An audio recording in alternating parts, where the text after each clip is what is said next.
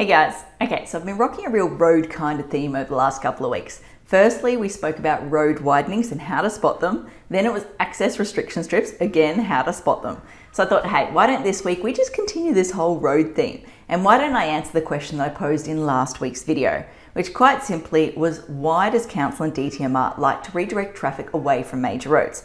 Now I'm going to kind of build this question out a little bit, and we're going to focus more importantly on, firstly, why do they redirect traffic in that direction? Secondly, if they can't do that, why do they try to reduce the number of people using driveways that go onto main roads? And then last but not least, if they can't do that, why do they try and combine driveways to have shared access arrangements? Now, in my personal opinion, based on my experience, I think there's three key reasons. First and foremost, they want to improve safety for vehicles exiting the driveways. Secondly, they want to improve safety for the cars already on the major road network. And last but not least, they want to improve the efficiency of the road network. Now I'm going to dive into each one of these topics or these points in a little bit more detail, but firstly I want to use the analogy of dodgeball to help me with number one. Okay, so in this scenario I want you to imagine that I'm actually the vehicle that's exiting out of the driveway, and the ball, well, that's the vehicle or vehicles already on the road network.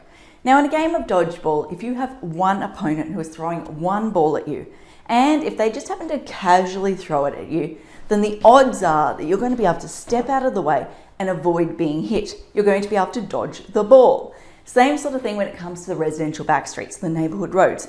There is a fewer number of vehicles on the road and they're travelling at a much lower speed. We're talking like 50 or 60 kilometres an hour. As a result, you can see them coming, you can anticipate the movement, and you can dodge an accident. However, if you have multiple opponents in front of you, if they're all throwing balls at you, and if they're pegging those balls at you, odds are, chances are, you're going to get hit. Same thing when it comes to a major road. There is more vehicles on the road and they are moving at a much faster rate. As a result, the chance of getting hit are far, far greater. Okay, so point number two is the safety of the vehicles already on the road network. Now I want you to think of it kind of like dodgem cars. Seems appropriate given we've got the Echo on at the moment.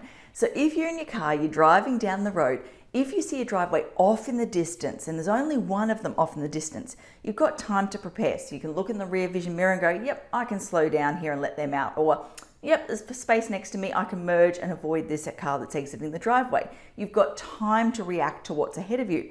However, if you've got multiple driveways in quick succession, you're driving down and it's like, boom, boom, boom, boom, where am I going? Don't know.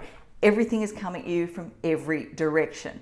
And obviously, if you've got things coming at you from every direction, you don't have time to react, which increases the chances or the risk of having an accident. So that's point number two.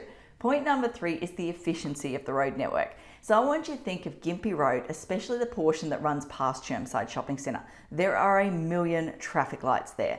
As a result, you're constantly slowing down, stopping, starting, slowing down, stopping, starting. Like, it is so frustrating. No matter what time of day you go through there, it is always stop, start.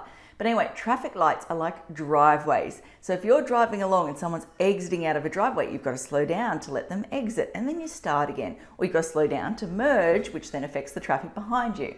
So yeah, if you have all of these driveways and all of these vehicles coming out onto this major road, you're going to end up with a Gympie Road situation, which obviously goes against the idea of what they're trying to achieve on major roads. They want cars flowing freely and in an efficient, fast kind of way.